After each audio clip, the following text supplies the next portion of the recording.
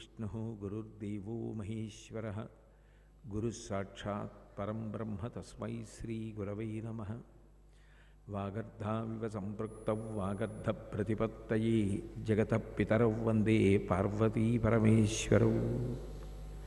विमलपटी कमलकुटी पुस्तकरुद्राक्षशस्तहस्तपुटी कामाक्षी पक्ष्मलाक्षी कलितविपञ्ची विभासि वैरिञ्ची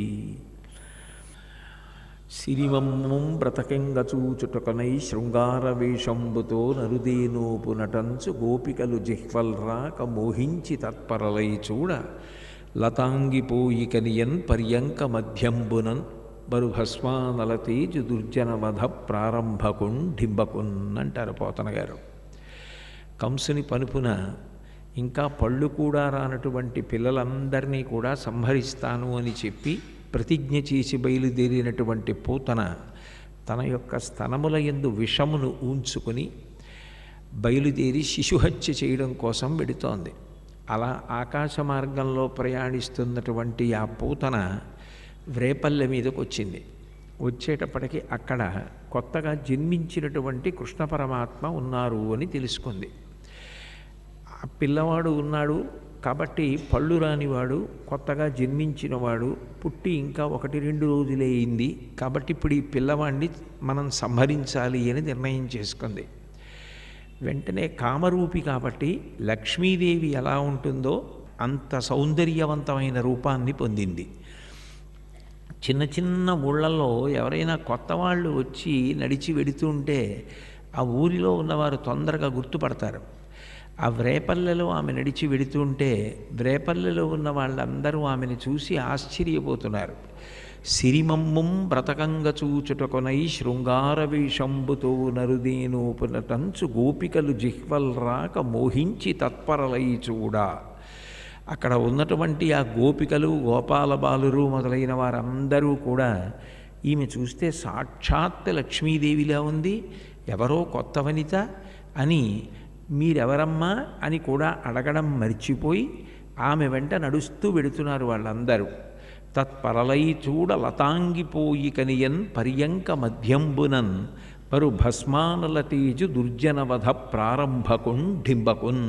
ఆ పూతన అలా వెళ్ళి అక్కడ ఉన్నటువంటి ఆ నందయశోదల యొక్క గృహంలో పర్యంకం మీద పడుకొని నిద్రపోతున్నటువంటి చిన్ని కృష్ణుణ్ణి చూసింది. ఆయన గురించి మాట్లాడుతూ పోతన గారంటారు, మరి భస్మానల తేజు బూది కప్పిన నిప్పు ఎలా ఉంటుందో అలా ఉన్నట్టు ఆయన. చూడ్డానికి పసిపిల్లవాడిలా ఉన్నాడు కానీ ఆయన ఎవరు? సాక్షాత్ ధర్మ సంస్థాపన కోసమని పరిపూర్ణావతార స్వీకారం చేసినటువంటి మహానుభావుడైన శ్రీమన్నారాయణుడు. ఆయన చూడ్డానికి చిన్న పిల్లవాడిలా ఏదో నిద్రపోతున్నవాడిలా ఆ పూతనకి కనపడుతున్నాడు. మరి భస్మానల తేజు దుర్జనవధ ప్రారంభకున్ డింబకున్. దుర్జనులను వధించడం ప్రారంభం చేస్తున్నటువంటి కృష్ణుడు అంటే పూతనా సంహారంతో కృష్ణుడి యొక్క ధర్మ సంస్థాపన మహాయజ్ఞం ప్రారంభం కాబోతోంది అని గుర్తు. అదేమి ఆశ్చర్యమో, నేను రామావతారం తీసుకున్న మొట్టమొదట స్త్రీవధ తాటకవధతో ప్రారంభమైంది. కృష్ణావతారంలోకి వచ్చిన మొట్టమొదట స్త్రీవధ పూతనా సంహారంతో ప్రారంభమైందని బహుశా కృష్ణుడు ఆశ్చర్యపోతున్నాడు. ఆమె ఆ పిల్లవాడిని చూసి గబగబా దగ్గరికి వచ్చింది. ఆయన వస్తున్నది పూతన అని తెలుసు. ఆమె యొక్క స్తనముల యందు విషమును నింపుకుని వచ్చిందని తెలుసు. కేవలం తనని చంపడం కోసమే వచ్చిందని తెలుసు. ఆయన ఏమీ తెలియనటువంటి పిల్లవాడు, తన కాళ్ళు తన చేతులు తాను కదుపుకోలేనివాడు ఎట్లా పడుకుని నిద్రపోతాడో అట్లా నిద్రపోతున్నాడు. ఆ లోకేశ్వరుడా చరాచర విభుండా బాల గోపాలుడా బాలధ్వంసిని గొంతు గంటెడి వెసన్ బాలెంత చందంబునన్ పాలిండ్లన్ విషమూని వచ్చుట మదిన్ చింతించి లోనవ్వుచున్ కాలంగేలక దల్పరాణి కరణిన్ కన్మోక్షి గుర్పెట్టుచున్. ఆయనెవరు? ఆ లోకేశ్వరుడు, చరాచర విభుడు. కదిలే ప్రాణులు కదలని ప్రాణులు అన్నింటికీ ఆయనే అధినాథుడు. అటువంటి వాడు ఏమీ తెలియని వాడిలా మనసులో వచ్చినది పూతన అని తెలిసినప్పటికీ కాలంగేలకదల్పరాని కరణిన్ తన కాలు తన చెయ్యి తానే కదుపుకోలేని అశక్తుడైనటువంటి శిశువు ఎట్లా ఉంటాడో అట్లా ప్రవర్తిస్తూ కన్మోడ్చి గుర్పెట్టుజొన్, కన్నులు మూసుకొని చిన్న గుర్రు శబ్దం వచ్చేటట్టుగా కావాలని గుర్రు పెడుతూ నిద్రపోతూ ఉన్నాడు. ఎంత రాక్షసి అయినా ముగ్ధమోహన స్వరూపం. ఆయనని చూసేటప్పటికే అదితి అంతటిది అష్టమ స్కంధంలో చూపుల శ్రీపతి రూపము నాపోవక త్రావి త్రావి హర్షోద్ధతయై వాపుచ్చి మంద మధురాలాపంబుల పొగడనదితి లక్ష్మీనాథున్ అంటారు. ఆయనని చూసేటప్పటికీ నోటితో జుర్రుకోవలసినటువంటి మధుర పదార్థాన్ని ఎట్లా జుర్రుకుంటారో అట్లా కన్నులతో ఆయన రూపాన్ని జుర్రుకుంటారట. అంత అందమైనటువంటి రూపం, ముగ్ధమోహన స్వరూపం. అదితి అంతటిది శ్రీమన్నారాయణుడు ప్రత్యక్షమైతే తన కన్నులతో జుర్రుకుంది అన్నారు. అటువంటిది ఎంత రాక్షసి అయినా ఆ పడుకున్నటువంటి పిల్లవాడి సౌందర్యాన్ని చూసింది. చూసి ఆశ్చర్యపోయి, ఇంత అందంగా ఉన్నాడు ఈ పిల్లవాడని, నువ్వు ఇంత అందంగా ఉన్నావురా అబ్బాయి, కానీ నేను కూడా ఇంత అందమైన వేషం కట్టి దేనికోసం వచ్చానో ఆ ప్రయోజనం పూర్తవ్వాలి అంటే నాచనుబాలొక గుక్కెడు ఓ చిన్ని కుమారత్రావు మొయ్యన పిదపన్ నీ చెలువ మెరుగవచ్చును నా చెలువము సఫలమగును నలిన తలాక్ష. నువ్వు ఒక పని చేయి, నేను ఇంత అందమైన వేషం కట్టి నీ దగ్గరికి వచ్చినందుకు నా అందమేమిటో తెలిసి రావాలి, నీ అందమేమిటో కూడా తెలియాలి. నా చనుబాలు ఒక గుక్కెడు ఓ చిన్ని కుమారత్రావు మొయ్యన పిదపన్, నా చనుబాలు ఒక్క గుక్కడు తాగు, తాగిన తర్వాత ఇంత అందంగా ఉన్నావే, నువ్వు నల్లగా కొయ్యబారిపోయి నోటి వెంట నొరగల కక్కుకొని మరణిస్తావు.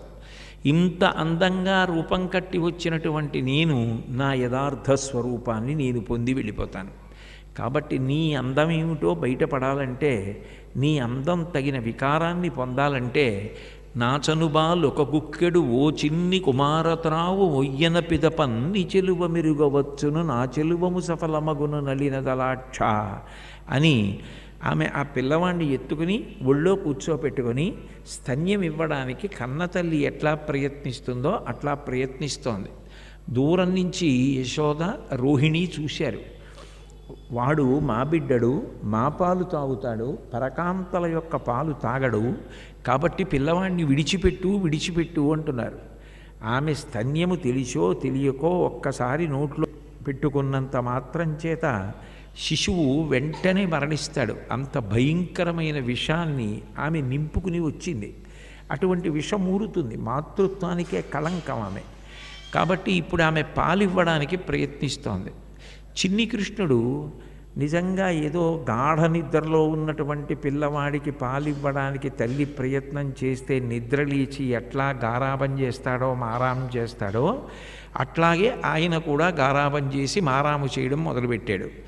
మేల్కొన్న తెరకొన మెల్లన కొనువిచ్చి క్రీగంట చూచుచుకి దిశి నీల్గి ఆవులించుచి చేతుల ఆకశంబున జాచి యొదిగిలియా కొన్న యోజనూతి బిగిచన్ను కవకేళ కబళించి పీడించి గుక్క గుక్కకు గుటుకు గుటుకు మనుచు ఒక రెండు గుక్కలను విధ ప్రాణముల సైతము మేనిలో సత్వమెల్ల త్రావెనదియును గుండెలు తల్లడిల్ల జిమ్మ తిరుగుచు నిలువక శిరమువాల ఇతర బాలుర క్రియవాడ వివు కాదు చన్ను విడువుము విడువుము చాలుననుచు.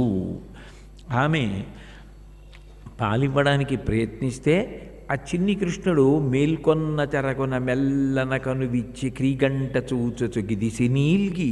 ఇందుకు పోతన గారికి రుణపడిపోయాం. ఆ బాలకృష్ణ దర్శనం చేయించారు.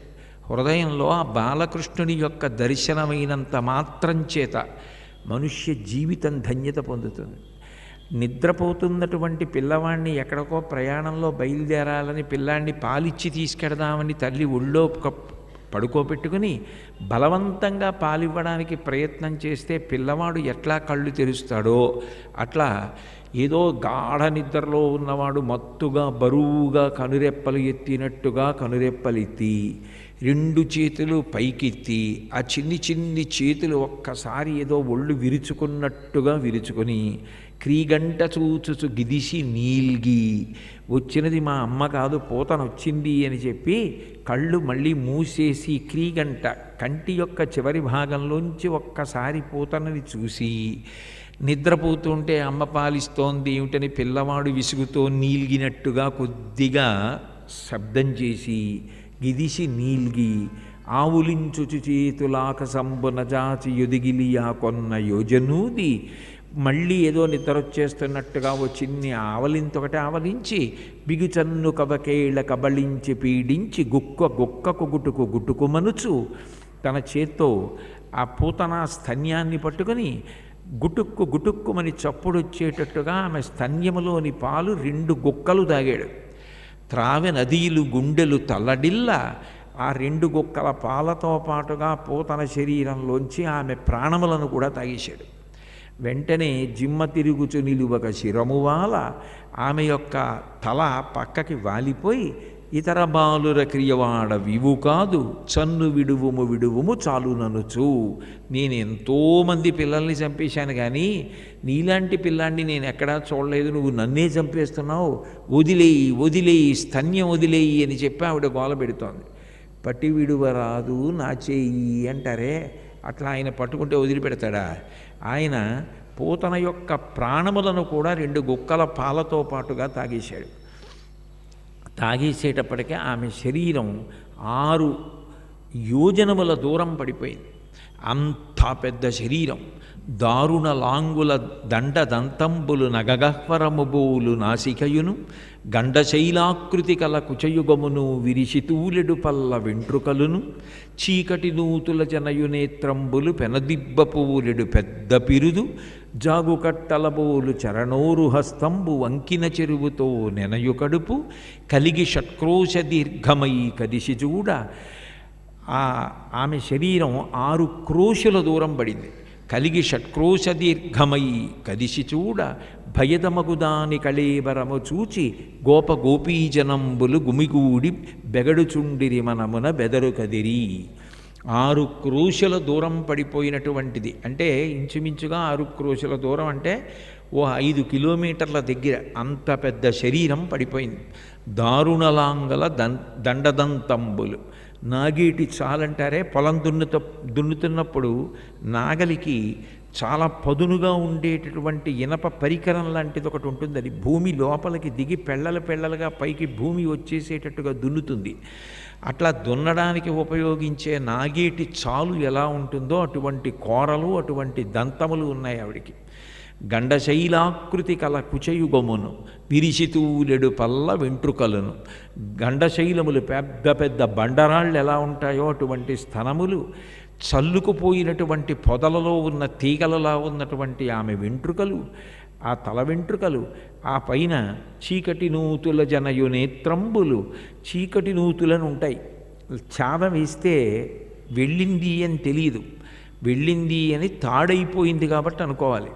అంత లోతున నీళ్లు కనపడకుండా ఉండేటటువంటి చీకటి నూతులు ఎట్లా ఉంటాయో అట్లా వెనక్కిపోయినటువంటి కళ్ళు,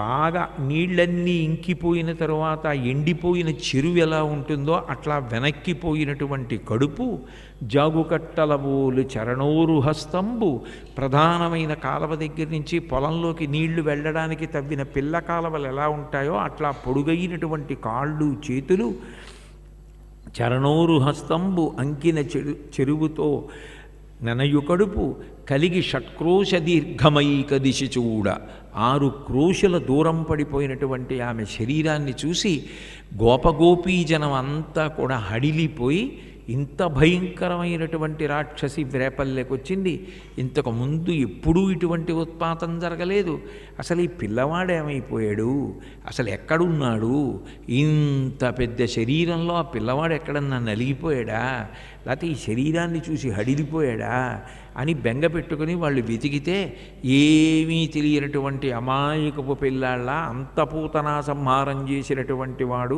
ఆమె యొక్క గుండెల మీద పారాడుతూ ఆడుకుంటున్నాడు. గబగబా ఈ గోపికలు, యశోద, రోహిణి మొదలైన వాళ్ళందరూ వెళ్ళి ఆ పిల్లవాడిని ఎత్తుకుని భుజం మీద వేసుకుని, నేలంగూలిన మీటి పెందురపుపై నిర్భీతి క్రీడించు ఓ బాలారమ్మని మూపు చేర్చుకొని సంస్పర్శించి ఆరార్చుచున్ గోలాంగూలము తిప్పి గురజములంచల్లించి గోమూత్రముంచల్లి తద్బాలాంగంబుల గోమయంబలదిరా 12 నామంబులన్.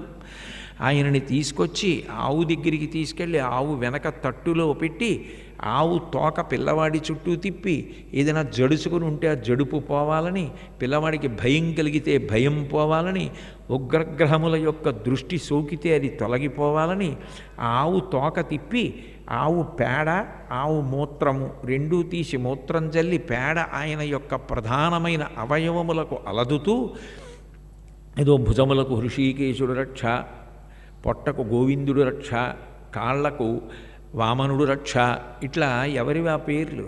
ఆ పేర్లన్నీ ఆయనవే. ఆయన పేర్లతోనే ఆ చిన్ని కృష్ణుడికి రక్ష పెట్టి 12 అవయవముల యందు పేడ అలిదేరు. తద్బాలాంగంబుల గోమయంబలదిరా 12 నామంబులన్. విష్ణువు యొక్క 12 నామాలతో ఆ బాలుడి యొక్క ప్రధానమైనటువంటి అంగప్రత్యంగములకు ఆ ఆవు పేడ అలది ఆయన నామములతోటే రక్ష పెట్టారు. ఏమీ తెలియని వాళ్ళ, అమాయకపు పిల్లాళ్ళ ఆయనేమో తల్లి దగ్గర ఆడుకుంటున్నాడు. ఈలోగా నందాదులు కప్పం కట్టడం కోసమని మధురానగరానికి వెళ్ళి కంసుడికి కప్పం కట్టి వసుదేవుడి దగ్గరికి వెళ్ళారు. వసుదేవుడు అవతల ఆ వ్రేపల్లిలో ఉత్పాతములు ఏర్పడే అవకాశం ఉంది, తొందరగా వెళ్ళిపోమ్మన్నాడు. మహాత్ముడు వసుదేవుడు చెప్పిన మాట ఉత్తినే పోదు, ఖచ్చితంగా ఏదో ప్రమాదాలు జరుగుతాయని ఊహించినటువంటి వసుదేవుడు అతని పరివారం గబగబా బయలుదేరి వ్రేపల్లికి వచ్చేస్తున్నారు. వచ్చేస్తుంటే ఊరు మొగలోనే పెద్ద రాక్షసి కళేబరం, ఈ పూతన యొక్క కళేబరం కనపడింది. వాళ్ళు ఆశ్చర్యపోయారు. అయితే అంత చిన్ని కృష్ణుడు ఇంత పెద్ద రాక్షసి యొక్క పాలు త్రాగి పాలతో పాటుగా ఆమెలో ఉన్న విషాన్నంతటినీ కూడా తాగేసి చంపేశాడు అంటే అది ఎట్లా సాధ్యమైంది అంటే పోతన గారు అన్నారు, విషధరరిపు గమనునికిని విషగళసకునికి విమల విషసయ్యనునికిన్ విషభవ భవ జనకునికిని విషకుచను విషము కొనుట విషమే తలపన్. ఆయన ఎటువంటి వాడు? విషధరరిపు గమనునికిని, విషములు కోరల్లో ధరించేటటువంటి పాములకు శత్రువైనటువంటి గరుత్మంతుణ్ణి వాహనం చేసుకుని వెళ్ళేటటువంటి వాడు. విషధరరిపు గమనునికిని విషగళసకునికి, విషము కంఠములో పెట్టుకుని లోకములనన్నింటినీ రక్షించినటువంటి మహానుభావుడు పరమశివుడు. ఒకప్పుడు హాలాహలం లోకాలన్నింటి మీదకి విజృంభించి వచ్చేస్తుంటే అందరూ కూడా దిక్కుతోచక బ్రహ్మాదులందరూ కలిసి, దేవతలందరూ కలిసి చని కైలాసము జొచ్చి శంకరుని వాసద్వారముంజేరి ఈశుని దవ్వారికు లడ్డుపడ్డ తల మంచుంజొచ్చి కుయ్యో మొర్రో విను మాలింపుము చిత్తగింపుము దయం వీక్షింపుమన్ చంబుజానన ముఖ్యుల్ కని రక్తరక్షణ కళా సంరంభునిన్ శంభునిన్. వెళ్ళి కైలాసంలో పరమశివుణ్ణి ప్రార్థన చేస్తే ఆయన ఎంత మాత్రం కూడా భయపడకుండా హాలాహలానికి ఎదురొచ్చి దాన్ని చేత్తో తీసుకుని ఆ ఉండ చేసి నోట్లో పెట్టుకుని మింగితే అధోలోకాలు పోతాయి, పైకి వదిలిపెడితే ఊర్ధ్వలోకాలు పోతాయని కంఠంలో పెట్టుకుంటే కదలంబారవు పాపపేరు వడలన్ ఘర్మాంబుజాలంబు పుట్టదు నేత్రంబులు నెర్రబారవు నిజజూటా చంద్రుడున్ కందడన్ వదనాంభోజము వాడదా విషమును ఆహ్వానించుచో డాయిచో పదిలంబై కడిచేయిచో దిగుచుచో భక్షించుచో మృగ్గుచో అంటారు అష్టమస్కంధంలో. ఆ పరమశివుడు ఆ హలాహల భక్షణం చేస్తున్నప్పుడు కనీసం అగ్నిహోత్రాన్ని వేడిని చూస్తే పారిపోయేటటువంటి ఒక్క పాము ఒంటిమించి జారి కింద పడి పరిగెత్తలేదు. అంత చల్లగా ఉండే చంద్రుడు కందిపోలేదు, వేడికి ఒంటి మీద పొక్కు రాలేదు, ఒళ్ళు ఎర్రబడలేదు. అట్లా హాలాహల భక్షణం చేసినటువంటి శంకరుడు, లోక సంరక్షణ చేసినవాడు, తనకి మిత్రుడైనటువంటి కృష్ణుడు విషధరరిపు గమనునికిని విషగళస కొనినికి విమల విషసయ్యనునికిన్, జలముల మీద ఎప్పుడూ ప్రశాంతంగా పడుకుని ఉండేటటువంటి వాడు. విషభవ భవ జనకునికిని, విష అన్న శబ్దానికి నీరు అని కూడా అర్థం ఉంది కాబట్టి నీటిలోంచి పుట్టినది తామర పువ్వు అయితే తామర పువ్వులోంచి పుట్టినటువంటి బ్రహ్మకు తండ్రి అయినటువంటి వాడు. విషభవ భవ జనకునికిని విషకుచను విషము కొనుట విషమే తలపన్. ఒక స్తన్యంలో ఉన్నటువంటి విషాన్ని తాగడం పెద్ద లెక్క, పూతనని సంహరించడం పెద్ద గొప్ప, అందుకని పూతనా సంహారం చేశాడు అన్నారు. ఆ వచ్చినటువంటి నందాదులందరూ కూడా అడ్డంగా పడిపోయిన ఆ శరీరాన్ని చూసి ఇంత పెద్ద శరీరాన్ని దహించాలని ఏదో రంపాలు గొడ్డళ్ళు మొదలైనవి తీసుకొచ్చి ఆమె శరీరాన్ని ఖండములుగా కోసి ఒక చోట కుప్పగా పోసి అగ్ని సంస్కారం చేసి ఇప్పుడు చాలా దుర్వాసన వస్తుందని వాళ్ళు అనుకున్నారు. రగిలి పొగులు మగువదేహము నుండి అగరు పరిమళముల పొగలు వెడలే, దేహ కల్మషములు శ్రీహరి ముఖమున త్రావబడుట చేసి భూవరీణ్య. ఆమె యొక్క శరీరం కాలుతుంటే దుర్గంధం వస్తుంది అని నందాదులు అనుకుంటే రగిలి పొగులు మగువదేహము నుండి, కొవ్వు పట్టినటువంటి శరీరం కాబట్టి భగభగా మండుతుంటే అందులోంచి అగరు పరిమళముల పొగలు వెడలే. అగరవత్తులు వెలుగుతుంటే ఎటువంటి వాసనలు వస్తాయో అటువంటి వాసనలు వచ్చాయి.